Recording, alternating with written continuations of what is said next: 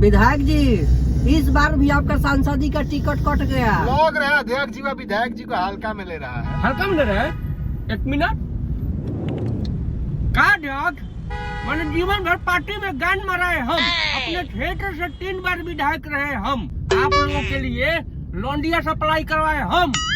आज जब टिकट लेने का बारी आया सांसदी का, एगो हिन्नचनिया बजनिया को दे दिए, उसका काटा है महाराज, खाली डाल हिलाता है, हम तो पूरा विधानसभा हिलाते हैं। अध्यक्ष जी एक बात जान जाइए, टिकट फाइनल करा दीजिए, नहीं तो उठवा लेंगे। हमको उठवाएगा? रुक रुक, तुम्हारा इस बार विधायक की कैंसिल कराते हैं। हे महोदय, अध्यक्ष जी माफ कर दीजिए ना भाई, गलती से बुला के हम सॉरी कह रहे हैं, माफ कर दीजिए।